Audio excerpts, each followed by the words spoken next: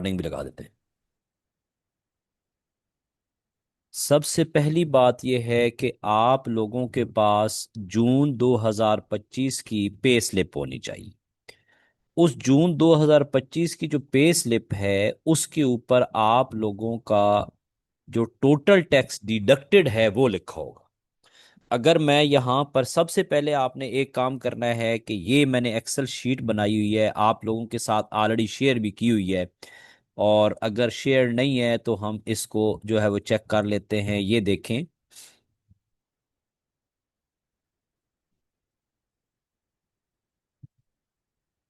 हाँ, ये देखें, मैं इसको जो है वो ये कर रहा हूँ फुल साइज। तो हमने यहाँ पर एक एक्सेल शीट बनाई है और इस एक्सेल शीट में आप लोगों के पास ये 6 डिफरेंट स्लैब्स हैं। पहली स्लैब ये वो वाली है जिसमें टैक्स नहीं काटा गया। दूसरी स्लैब ये है कि जिसमें 1 रुपी से लेकर 30,000 रुपए तक टैक्स काटा गया है। ये जो स्लैब नंबर 3 है इसमें 30,000 से लेकर 1,080 तक जिनका टैक्स काटा गया है वो यहाँ पर इस्तेमाल करेंगे। जिनका 1,80,000 से लेकर 4,30,000 तक टैक्स काटा गया है वो इसको यूज करेंगे। जिनका 4,30,000 से लेकर 7 लाख तक काटा गया है वो ये यूज करेंगे। जिनका 7 लाख से अबव काटा गया, और ये पॉसिबल नहीं है कि हमारे इस एनवायरनमेंट में किसी का कोई इतना टैक्स काटा गया हो। मेरे पास एक पार्टिसिपेंट का जो है डाटा मौजूद है, अब्दुल रऊफ साहब का। तो आपने जो है मुझे अपनी पे स्लिप दी है। तो इस पे स्लिप में आपने एक अपनी पे स्लिप अगर आप तमाम लोग ओपन करें तो वहाँ डिडक्शंस में लिखा हुआ है इनकम टैक्स का ऑप्शन है, और उस इनकम टैक्स में लिखा हुआ है रिकवर्ड टिल जून 2025। तो वो आपने देखना है कि मेरा वो टैक्स कितना है। अगर 30,000 से कम है तो आप इसको यूज करेंगे। और चूंकि सर का है 15,052 रुपए, तो हम उसको यहाँ पर लिख के एक एंटर का बटन दबाएंगे तो हमें नीचे वो बता देगा कि आपकी जो साल की इनकम बन रही है वो 9,01,040 बन रही है। ये जो वैल्यू है ये आप लोगों की 30,000 तक टैक्स के लिए है। जिनका 30,000 से लेकर 1,80,000 तक टैक्स काटा गया है रिकवर टिल जून 2025 में, वो यहां पर एंटर करेंगे और उनकी सबसे नीचे वाली जो है वो टोटल एनुअल इनकम आ जाएगी। ठीक हो गया। सबसे पहला काम तो ये था। अब अगला काम है कि आप लोगों के पास आपका CNIC नंबर और पासवर्ड मौजूद है। आपने यहां पर वो लिखना है। यहां पर मैं लिखने जा रहा हूं, अभी आपके सामने आ रहा है।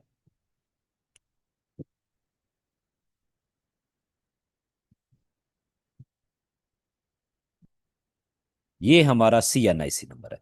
तो नीचे हम पासवर्ड लिखेंगे।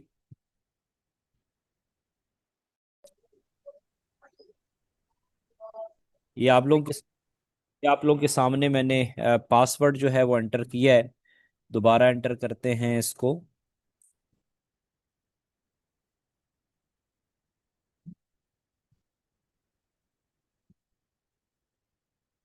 जब आपको आवाज ना आए तो आपने लाजमी मुझे बताना है।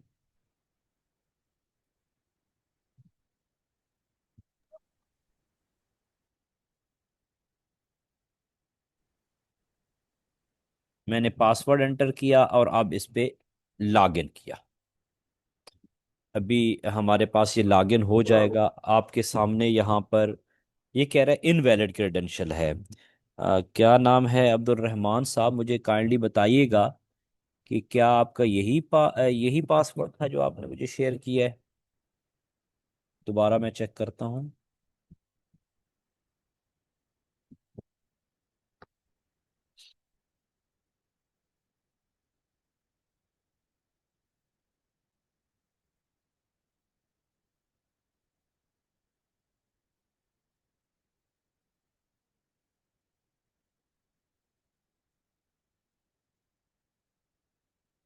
जब आप यहाँ पर पासवर्ड लगाएंगे और अपना CNIC नंबर लगाएंगे, ये गलत दे रहा है।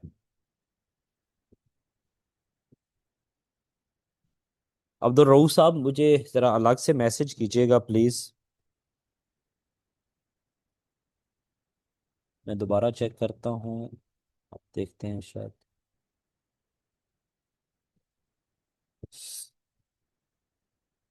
1 मिनट वेट करें। कोई और दे दें।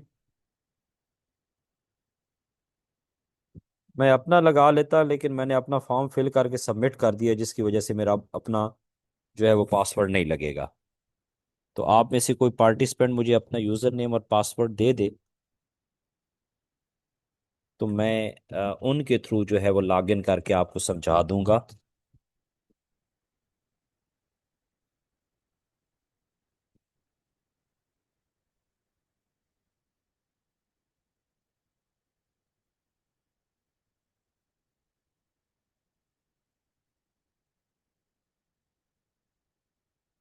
मुझे अलग से मैसेज कर दें।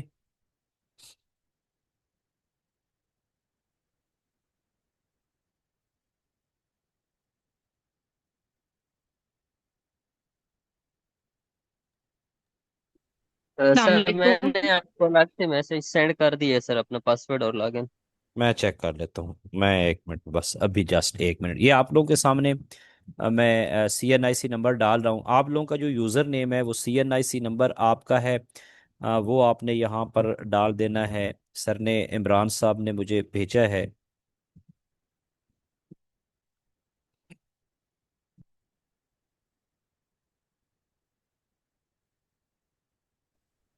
ये है सर का पासवर्ड, शायद मेरे पास सेव, लेकिन हम दोबारा लगाते हैं।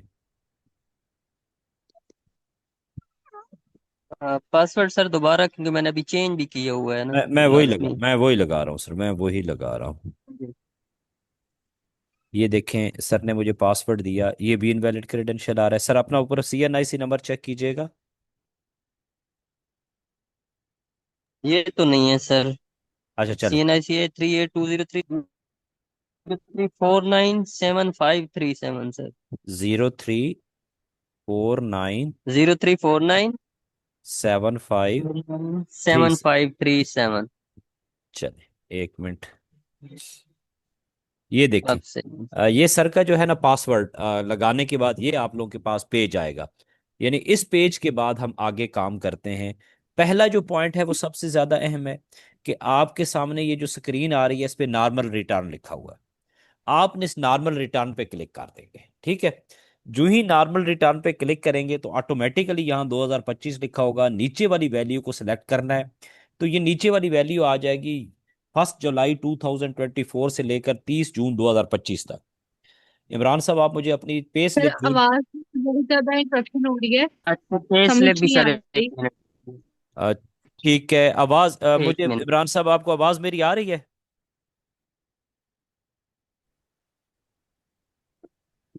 मैं जी अपनी, सर, आ रही है आवाज, जून वाली सर। जी जून 2025 की। मैं अपनी प्लेस चेंज करके चेक करता हूँ, शायद आपको आवाज ज्यादा क्लियर आ जाए। नेटवर्क का थोड़ा सा इशू है। सर मैं आपको अब 1 मिनट सेकंड बस आई आपको।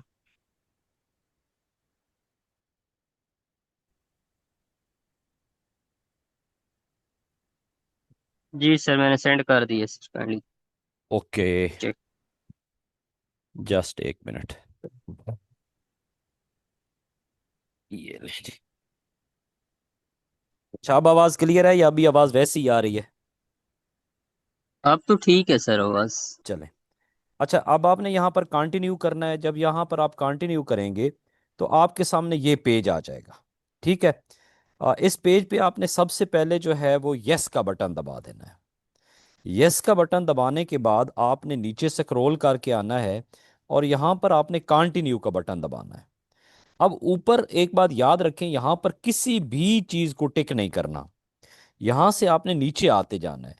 नीचे आते जाएंगे तो फिर यस के बटन को दबाएंगे। यहाँ पर हम लोग गलती कर बैठते हैं, ठीक है ना। यहाँ पर आपने किसी को भी ऊपर टिक नहीं करना। फिर आपने यस के बटन को दबा देना है। यस के बटन को दबाएंगे तो एक्सेप्ट एंड कंटिन्यू आ जाएगा। एक्सेप्ट एंड कंटिन्यू को दबाएंगे तो फिर हमारे पास जो हमारा ये फॉर्म है ये ओपन हो जाएगा, जैसे पहले ओपन होता था। सेम वैसा ही फॉर्म है। अगर आप इसको उस तरीके से नहीं करेंगे तो फिर जो है वो फॉर्म एक और व्यू की शक्ल में चला जाता है, वहाँ प्रॉब्लम क्रिएट होती है। सर ने जो मुझे अपनी पे स्लिप भेजी है उसके थ्रू हम देखते हैं कि सर का जो टोटल टैक्स के मुताबिक कितनी पे बनती है। इनमें जो टोटल टैक्स जून 2025 तक रिकवर हुआ है वो 7,950 रुपये है। तो यहाँ पर हम लिखेंगे 7,950 रुपये। एंटर का बटन दबाएंगे। जो ही हम एंटर का बटन दबाएंगे तो नीचे हमारे पास इनकी पूरे साल की ग्रास इनकम आ जाएगी। ये है 7,59,000। हम अब हमने जाना है ये 7,59,000 हमने यहाँ पर 1009 में 7,59,000 1009 में पुट करके कैलकुलेट कर देनी है। ठीक हो गया। जब आप कैलकुलेट करेंगे तो यहाँ पर आपके सामने वैल्यू आ जाएगी। उसके बाद अगली जो टैब है वो है टैक्स चार्जेबल वाली। इसमें आपने सबसे पहले जो काम करना है, ये 7,59,000 आपके पास मौजूद हैं। आपने एडजस्टेबल टैक्स में जाना है। यहाँ पर जो है 49 है। इसमें आपने बताना है कि मेरी तनख्वाह थी 7,59,000 रुपये पूरे साल की, जो हमने वहाँ पर चेक की थी। और इस पे मेरा जो टैक्स काटा गया है वो 7,950 रुपये है। 7,950 रुपये। अब इसको हम कैलकुलेट करेंगे। एक और चीज़ भी जो हमने इस साल के दौरान जो हमारी मुख्तलिफ सिम थी उनके ऊपर भी टैक्स हो सकता है। ये देखें ना, सर के पास 3 सिम हैं और तीनों रजिस्टर्ड हैं, और तीनों के ऊपर जो है वो टोटल इनका खर्चा जो है वो 10,745 रुपये हुआ है। और इनका जो टैक्स काटा गया था उसमें 1,401 रुपये था। अब अब एक काम का हम टीचर ने करना है कि पिछले साल हमारी टैक्स रिडक्शन मौजूद थी, तो हमने यहाँ पर टैक्स रिडक्शन के लिए कोई बड़ी वैल्यू डालकर उसको कैलकुलेट कर देना है। तो इनकी जितनी तनख्वाह बनती थी उसमें 25% टैक्स डिडक्शन जो है वो 1,988 रुपये बनती है। ठीक है, जो इनका वो काटा गया था ना, एक्स्ट्रा जो काटा गया होगा। अब इसके बाद ये सारा काम कंप्लीट हो गया। यानी इसके अंदर हमने सबसे पहले जो अपनी टोटल ग्रास इनकम है वो एंटर करनी है। फिर एडजस्टेबल टैक्स की वैल्यू है वो एंटर करनी है। उसके बाद हमने टैक्स रिडक्शन की वैल्यू है वो जनरेट करनी है। और हमारा ये एक काम जो है वो कंप्लीट हो गया है। यहाँ तक किसी के जहन में कोई क्वेश्चन है तो वो पूछ सकता है। हमारा तमाम लोगों का यहाँ तक सिर्फ और सिर्फ यही काम था। यानी अब आप देख लें कि इसमें कौन सी ऐसी मुश्किल है जो हम खुद नहीं कर सकते। सिर्फ और सिर्फ हमने ग्रास इनकम निकालनी है, और ग्रास इनकम निकालने के लिए मैंने आपको एक्सेल शीट दे दी है। उसके बाद हमें पता है कि हमारा टैक्स कितना काटा गया है, वो हमें पता है। वो हम जो है इसमें लिख सकते हैं। जी सर। सर है तो थोड़ा इरेलीवेंट। जी जी। सर एक बंदा है, मतलब फर्ज करें मतलब ज़राअत से सिर्फ उसे पैसे मिलते हैं या आमदन है उसकी, तो क्या उसकी रिटर्न इसी तरह ही होगी या सर, या उसकी डिफरेंट होगी सर? उसको हम फिर मैं आपके साथ अलग डिस्कस कर लूंगा। ये यहाँ पे भी हो सकती है और अलग भी हो सकती है, चलें। क्योंकि हम अभी ठीक सिर्फ ठीक। इनकम टैक्स रिटर्न के लिए जो टीचर्स हैं ठीक है उन सर। लोगों को समझाना चाहते हैं। यहाँ पर हमारे पास ये वैल्यू आ ठीक गई। है। सब यहाँ पर ठीक है। यहाँ पर आपने जो टोटल इनकम कैलकुलेट की थी वो जरा रिपीट कीजिएगा काइंडली। ये आपके सामने स्लैब आपको नजर आ रही है, ये मुख्तलिफ स्लैब्स। जी। जी। अब आपके पास जो ग्रास टैक्स पूरा काटा गया, क्या आप अपने पास स्लिप आपके पास मौजूद है जून जी। 2025 की? उसमें जरा देखें कि जी। जी। रिकवर टिल जून 2025 पे क्या अमाउंट लिखी हुई है। जी मैम। तो बताइएगा, मैं आपको बताता हूँ। ये आप लोगों के साथ मैं शेयर भी कर चुका हूँ, दोबारा शेयर कर दूंगा।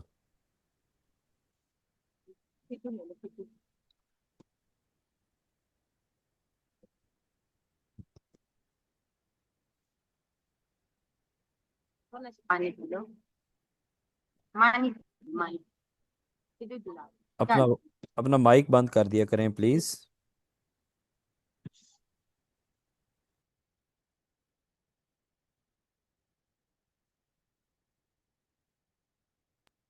सर 17,000 जो है टैक्स टोटल वो पे वैल्यू, हुआ है। एग्जैक्ट वैल्यू बताएं। टोटल 17,000 है या 17,000 कम है या ज्यादा है?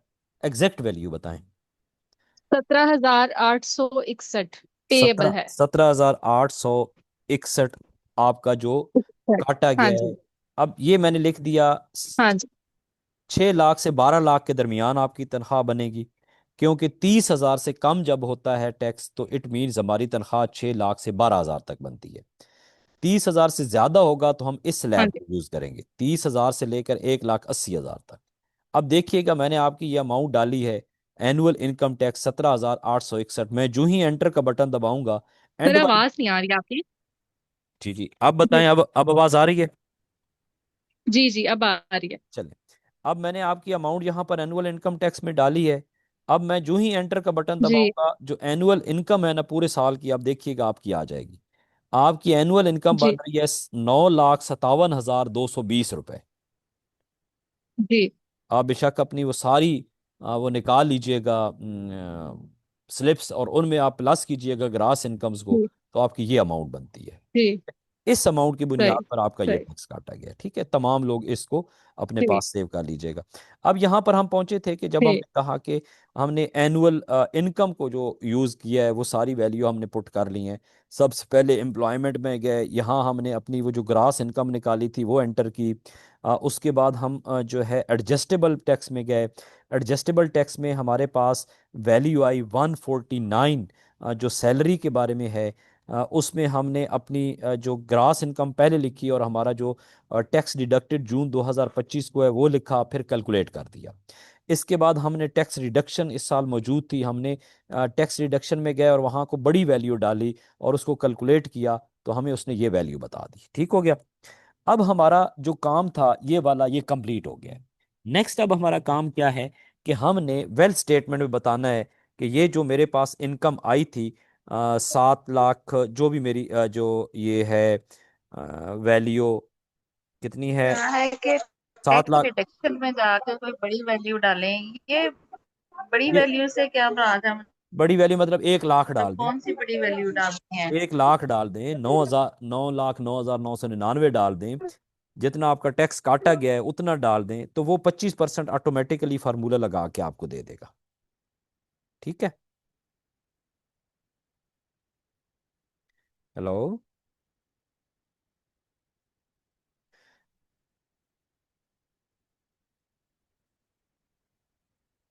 आवाज आ रही है आप लोगों को?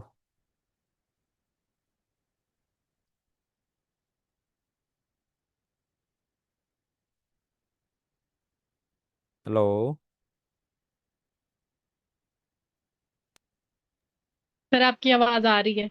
अच्छा, चलें, ठीक हो गया।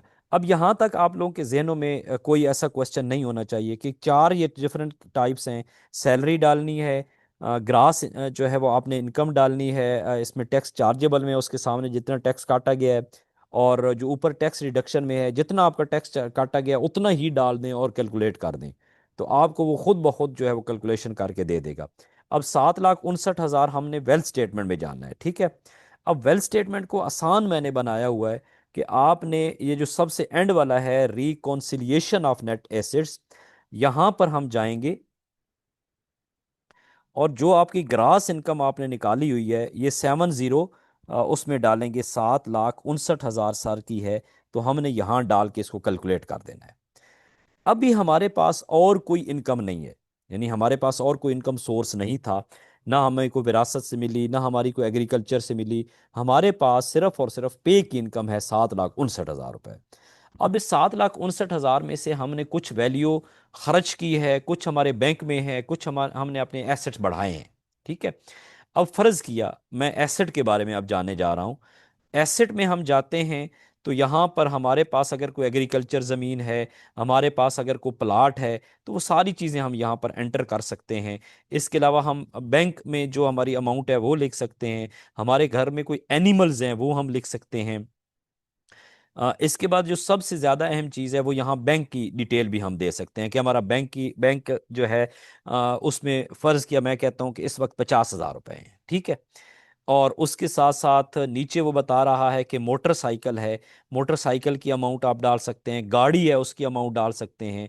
नीचे जो गोल्ड है, प्रीशियस पोजेशन में जो हमारे कीमती जेवरात हैं, कीमती जो साजो सामान है, उसकी वैल्यू यहाँ पर डाल सकते हैं। अगर नहीं है तो हम इसको खाली छोड़ देंगे। नीचे हाउस होल्ड इफ़ेक्ट्स हैं, आपका घरेलू सामान है वो कितना है एवरेज, वो आप यहाँ पर लिख सकते हैं। इसके अलावा पर्सनल आइटम्स आपके अपने जो साजो सामान है वो कितना है, कैश इन हैंड कितना है। ज़्यादातर हम ये चीज़ें लिखते हैं, बैंक की वैल्यू हो गई, कोई गाड़ी हो गई, इसके अलावा आपका ऊपर कोई प्लाट वगैरह हो गया। अगर नहीं है तो सारी चीज़ें जो हैं वो रह जाएंगी, और हमारे पास कोई बैंक की डिटेल आ जाएगी, कोई चंद एक अमाउंट उसके अंदर जो पड़ी हुई है 30 जून की वो लिखेंगे। हाउस होल्ड इफेक्ट घरेलू सामान अगर कोई है तो वो लिखेंगे, या लिखा हुआ होगा, नहीं लिखा हुआ तो कुछ लिख दें। पर्सनल आइटम आपके अपने आइटम्स हैं, और कैश आपके आप पास कितना कैश पड़ा हुआ है, ठीक है। आप समझते हैं कि 1 लाख है, 2 लाख है, 5,000 है, 50,000 है, वो आप यहाँ पर लिखेंगे और फिर इसको कैलकुलेट कर देंगे। अब यहाँ पर जो मेरे पास 7,69,000 रुपए थे, उन 7,69,000 रुपए में से मैंने कुछ अमाउंट यहाँ पर उसको चेंज आउट किया। यानी कैसे किया कि मैंने कहा कि मेरे बैंक अकाउंट में 50,000 रुपए पड़े हैं, ठीक है। और इसके बाद मैं देखूंगा कि बाकी मेरे पास अब कितने बचे पड़े हैं। मेरे पास 7,69,000 रुपए थे, उसमें से मैंने 50,000 रुपए यूज़ किए अपने बैंक अकाउंट में, मैंने मेरी अमाउंट बढ़ गई। तो अब मुझे वो बता रहा है कि 7,09,000 रुपए आपके पास ऐसे हैं जो आपने खर्च किए हैं। अब वो हम कहाँ पर खर्च करेंगे? हम पर्सनल एक्सपेंसेस में जाएंगे, ठीक है। अब अगर आप उल्टा पहले पर्सनल एक्सपेंसेस करेंगे, फिर आप एसेट्स को बढ़ाएंगे, फिर रिकॉन्सिलिएशन करेंगे, तो आपके लिए एक डिफिकल्ट प्रोसेस हो जाएगा। तो सबसे पहले काम रिवर्स तरीके से अगर करें, तो मैंने इसको रिवर्स तरीके से करना सीखा है, और मैं वही आप लोगों को सिखाता हूं कि जिससे आप आसानी से इसको कंप्लीट कर लेते हैं। अब यहाँ पर दो तरीके हैं। जो 7,09,000 है, आप यहाँ पर जो बाद लोग हैं यहाँ एंड पे मुकम्मल, फीमेल अमूमन जो हैं वो ज़्यादातर इसी को कर लें। 7,000 आप जब 7,09,000 यहाँ पर करेंगे तो कैलकुलेट कर लेंगे। मैं आपको बताता हूँ मेल हजरात क्या करें। फीमेल हजरात चूँकि रेंट पे करते हैं, उनके हस्बैंड करते हैं, इसके अलावा अगर गाड़ी उन्होंने रखी हुई है तो मेंटेनेंस और ट्रैवलिंग और इलेक्ट्रिसिटी और वाटर गैस बिल जो होते हैं यूजुअली मेल की तरफ होते हैं, उन्हीं के नाम पे अमूमन बिल वगैरह आते हैं। तो खर्च तो फीमेल भी कर रही होती हैं जो पे वाली होती हैं। तो अब बजाय इसके कि ऊपर हर जगह पे डिस्ट्रीब्यूट करने के, आप यहाँ पर ही एग्जैक्ट वैल्यू लिखें, उसको कैलकुलेट कर दें। अगर आप कैलकुलेट कर देंगे तो फिर क्या होगा अपना यहाँ पर। बिल लाजमी नेम पे हो तो तभी लिख सकते हैं या नहीं नहीं, वैसे भी वैसे लिख सकते वैसे हैं? भी लिख सकते, वैसे भी लिख सकते हैं, कोई मसला नहीं है। मैंने आपको आसान तरीका बता दिया है कि ठीक है तमाम लोग इसी चीज़ को भी फॉलो कर सकते हैं, कोई इशू नहीं है। यहाँ पर अब हमारा अक्सर असल मकसद ये होता है कि मेरी तनख्वाह कितनी आई है, उसमें से मैंने जो एसेट्स में कितने बढ़ाए हैं, और मैंने खर्च कितना किया है, और एंड पे मेरे पास ज़ीरो होनी चाहिए अमाउंट, कि मेरे पास ऐसी कोई अमाउंट नहीं है जिसका मैंने हिसाब ना दिया हो। बस ये आपने करना है काम टोटल, और उसके बाद आपने अच्छा इसको सबमिट कर देना है जी। सर, एक और बात सर, ये जो सर कैश इन हैंड होता है या बैंक में अमाउंट, इस पे कोई टैक्स तो नहीं देना होता? ये लिख किसी सकते हैं जितनी लिखना चाहें सर? इनमें किसी में कोई टैक्स नहीं है, अच्छा ठीक है सर। ठीक है। ये वही टैक्स होगा जो आप वहाँ पे अगर कोई ट्रांजैक्शन वगैरह करते हैं तो आपका टैक्स काटा जाता है, उस पे टैक्स होता है, वरना इस इधर कोई टैक्स नहीं है। अब ये देखें कि अब एक और चीज़ मैं बताता चलूँ कि फ़र्ज़ किया आप इस तरह नहीं काम करते तो भी बाद दफ़ा कन्फ्यूजन होती है। ये 7,09,000 को मैं यहाँ से काट रहा हूँ, मैं फिर कैलकुलेट करूँगा कि 7,09,000 यहाँ से उड़ जाएंगे।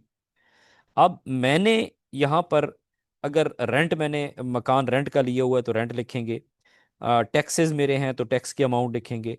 यहाँ पर लिखा हुआ है व्हीकल रनिंग और मेंटेनेंस, आपकी आपने गाड़ी लिखी हुई है तो यहाँ पर उसकी अमाउंट लिख सकते हैं। मैं कहता हूँ कि मैंने मोटरसाइकिल लिखा हुआ, उसके साल का जो 30,000 रुपये खर्चा आया है, ठीक है। मैंने ट्रैवलिंग वैसे की, उसमें मेरा जो है 50,000 रुपये खर्चा आ गया। अब मैं आपको डिस्ट्रीब्यूशन वाला काम बता रहा हूँ। बिजली का बिल मेरा तकरीबन 4,000 मंथली आ रहा है, जो कि आता तो ज़्यादा है, लेकिन चलें मैंने उसको कैलकुलेट किया तो यहाँ पर लिख दिया। गैस का बिल अगर है तो ठीक है, नहीं है तो फिर छोड़ दें। टेलीफोन घर लगा हुआ पीटीसीएल तो उसकी अमाउंट लिख सकते हैं। मेडिकल पे मैंने कहा कि तकरीबन 65,000 साल का मैंने खर्चा किया है। मेरे बच्चे अगर पढ़ रहे हैं तो मैंने कहा कि उनमें मैंने तकरीबन 1,20,000 खर्चा किया है। अगर फ़र्ज़ किया ज़्यादा है कम है उसको आप एडजस्ट कर सकते हैं। इसके बाद फंक्शन गैदरिंग है, आपने कोई फंक्शन अटेंड किया उस पर कोई अमाउंट लगी है। ज़कात आपने दी है, मैं कहता हूँ कि ज़कात तकरीबन 50,000 रुपये ज़कात गई है, ठीक है। अब इसको मैंने कैलकुलेट किया। अब कैलकुलेट करने के बाद मुझे ये पता है कि मेरा जो पीछे अमाउंट पड़ी थी वो 7,09,000 रुपये थी, लेकिन 3,63,000 रुपये मेरी यहाँ पर खर्च हुई है डिफरेंट मद्दात में। अब बाकी जो बच जाएगी वो मैं फिर उस आखिरी खाने में जाऊंगा और चेक करूंगा कि वो कितनी बनती है। तो ये मुझे बता रहा है 3,46,000 रुपये बनती है। अब ये 3,46,000 कहाँ करेंगे? ये हम करेंगे अपने घरेलू अखराजात में। जो अभी आपने जो है रोटी कपड़ा मकान भी तो लिया है ना, तो यहाँ पर एंड वाला जो खाना है, यहाँ पर आप उस अमाउंट को दोबारा वहां से चेक करके यहाँ पर वो लिख देंगे 3,46,000 रुपये। अब जब आप कैलकुलेट करेंगे तो फिर आप देखेंगे कि ये फिर अमाउंट 7,09,000 बन गई। ठीक है। तो ये हमारा टोटल काम था। अगर अब इसके बाद हमने सबमिट करना होता है, सबमिट के लिए वो हमसे पिन मांगता है। अगर पिन आपको याद नहीं है तो आप इस खाने में जाएंगे, यहाँ पर चेंज पिन कर देंगे, और चेंज पिन करने के बाद आप उसको यहाँ पर सेव करेंगे, सबमिट में जाएंगे तो वही चेंज पिन आप जो है क्या करेंगे कि यहाँ पर लगा कर उसको सबमिट कर देंगे। तो हमारा जो सैलरी पर्सन है उनके लिए सिर्फ इतना सा काम है जी। सर अगर किसी ने नया बैंक अकाउंट खुलवाया है और सैलरी अकाउंट उसमें शिफ्ट करवाया है तो वो उसको ऐड करने का प्रोसीजर क्या होगा? चलें, अब मैं आपको यहाँ पर दिखा देता हूँ। ये आप जाएं, पर्सनल एसेट्स में जाएंगे और यहाँ पर लिखा हुआ है किधर, हाँ ये देखिए ना, लिखा हुआ है कि इन्वेस्टमेंट नॉन बिजनेस अकाउंट है आपका, एन्युटी और बाकी जो चीज़ें हैं। तो हम यहाँ पर प्लस का बटन दबाएंगे, यहाँ पर उसे अपना आईबीएन नंबर देंगे, यहाँ नीचे हम उसको जो है वो बता देते हैं करंट अकाउंट है, सेविंग अकाउंट है, कौन से बैंक में है, वो सबमिट करेंगे। तो यहाँ हमें हमारा वो ऐड हो जाएगा और उसके सामने फिर अमाउंट लिख देंगे कि इसमें 30 जून की अमाउंट कितनी पड़ी थी। That's all. जी। जी ठीक है।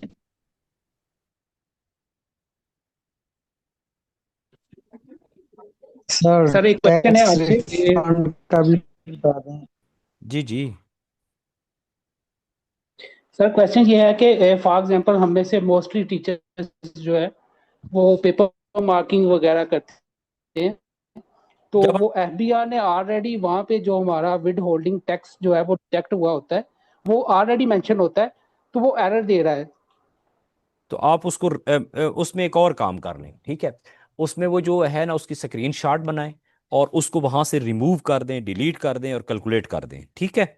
उसके बाद आप बाकी सारा प्रोसेस करें और जहां पर पहले अमाउंट लिखी हुई थी वहां पर उसके बाद फिर अमाउंट लिख दें, वो एक्सेप्ट कर लेगा। ठीक है।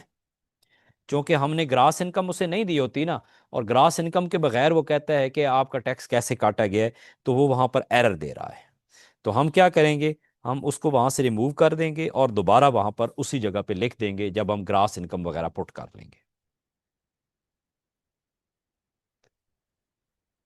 ओके। जो हम वहाँ पे पुट करेंगे ये बाद में अमाउंट, तो ये ओवरऑल हमारा जो इनफ्लो है उसके अंदर ये शामिल नहीं होगा। उसके अंदर शामिल हो जाएगी ना, ऑटोमेटिकली शामिल, इनफ्लो में भी आप शामिल कर सकते हैं ना।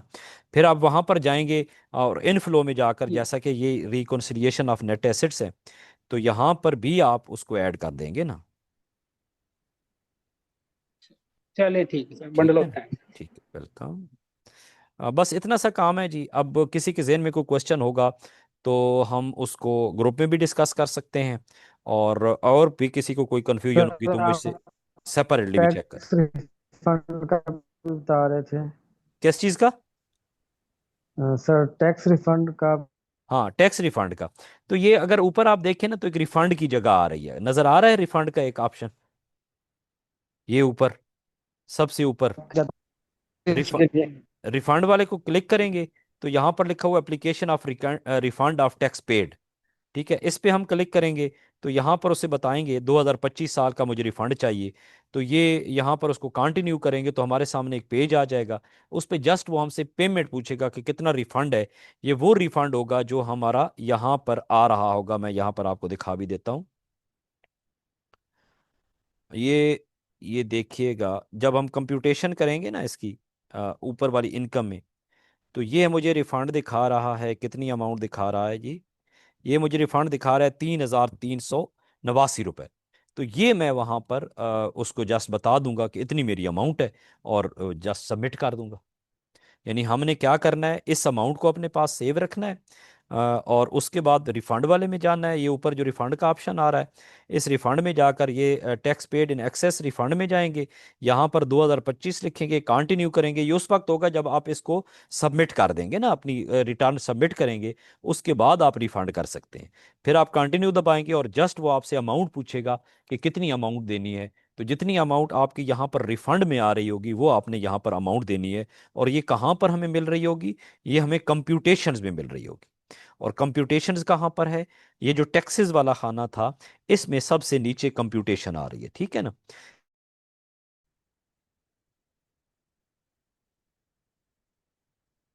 टोटली यही हमारा काम था जी। उम्मीद है कि आज का सेशन उस पिछले सेशन से कुछ बेहतर रहा होगा और हमें कुछ बेहतर समझ आई होगी, और हम इस काबिल होंगे कि इंशाल्लाह जो है अपनी रिटर्न खुद कर सकें।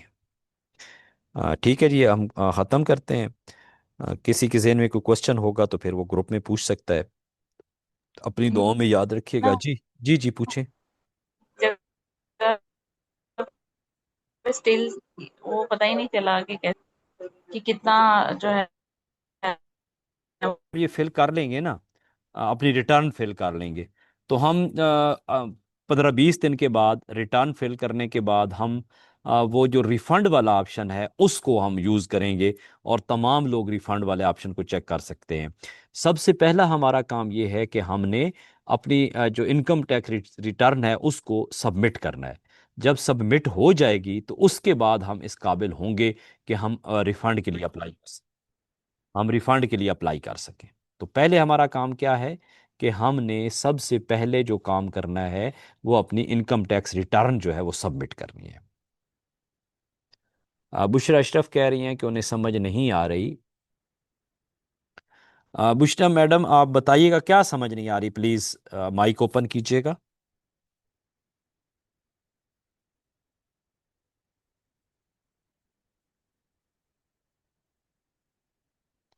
जी इमरान साहब, आप क्या समझते हैं कि कुछ ओके है?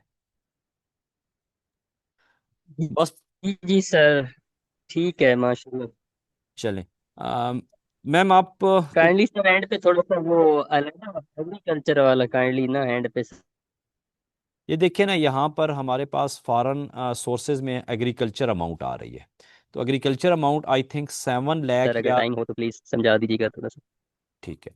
तो ये देखें ना, एग्रीकल्चर इनकम में आप यहाँ पर अमाउंट डाल सकते हैं प्लस करके ना। थोड़ा सा ये प्रोविंस कौन सा है, तहसील कौन सा है, सबमिट करके उसे बताएंगे कि मेरी एग्रीकल्चर इनकम मुझे कितनी आई है। और ये एग्रीकल्चर इनकम तब आएगी जब आपने एसेट्स में अपनी एग्रीकल्चर वैल्यू डाली होगी कि मेरी इतनी ज़मीन है, ठीक है ना। अच्छा वैल्यू, ठीक है। वो तब भी डालेंगे ना जब आपके पास एग्रीकल्चर लैंड होगी। जब आपने एग्रीकल्चर लैंड ही नहीं लिखी हुई तो फिर आपके पास एग्रीकल्चर इनकम किस तरह से आ रही है, ठीक है ना। तो पहले अपनी आपने एसेट शो करने होंगे। ठीक है, एसेट्स में लिखना है यानी कि इतनी एग्रीकल्चर लैंड इनकम, है और उससे एग्रीकल्चर इनकम आएगी। ठीक है जी, अपनी दुआ में याद उसकी रखिएगा। सर होती जी जी। ये सेम। जी जी, सेम यही है, इसी के अंदर आप पुट कर सकते हैं वैल्यूज, क्योंकि आप डबल है ना, ये है ही नॉर्मल रिटर्न, पहले होती थी डिफरेंट, अब इसी के अंदर आप ऐड कर सकते हैं। ठीक है जी, आई थिंक नेट का कोई इशू है, बस करते हैं। फिर कोई कंफ्यूजन होगी तो नहीं, कुछ दिनों इसका बाद क्या? फिर दोबारा रख लें।